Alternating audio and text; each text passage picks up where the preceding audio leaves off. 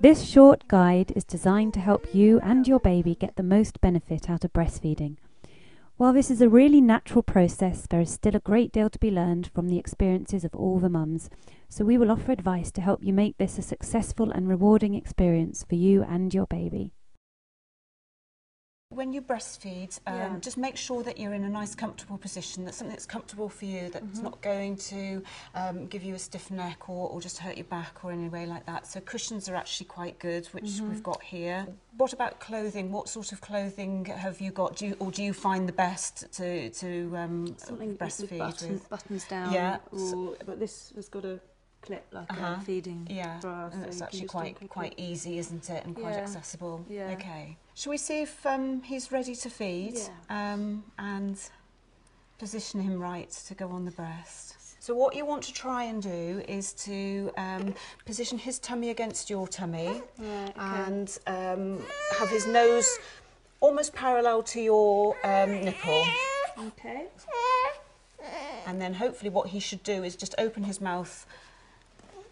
And as you can see, when he's actually on the breast properly, you can see just there's a very tiny bit of the areola, you know, the brown part of your nipple showing that's above his lips there. Yeah. Okay. But one of the things is you can actually hear him sucking. Can you hear the actual swallowing as well of the milk?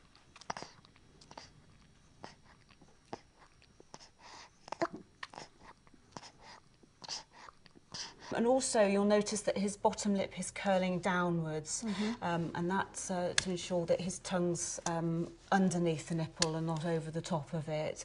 And his nose is quite a different shape to ours, actually. It's quite a lot flatter and quite a lot broader. His nose is pressed right up against the breast. He can still breathe. He can still breathe because his air is being expelled sideways rather than downwards like ours is. So yes. Do you notice let down when you're feeding?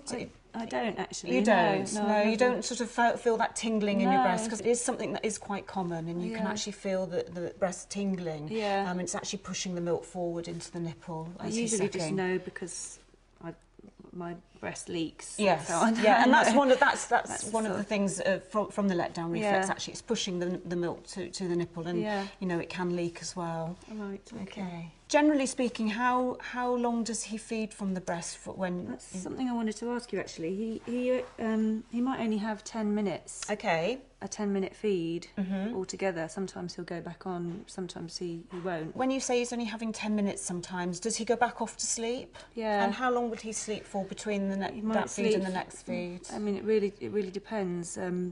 He might sleep for 20 minutes, he might sleep for an hour and a half. Okay. It might mean then that actually he's not getting enough, or he's not getting enough of the hind milk. Yeah.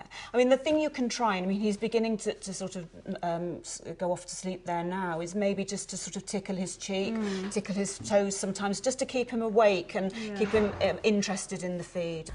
If I need to change his position, or if he's not latched on properly, I can just break the suction just by putting my little finger in like that, and then I can put him back on properly.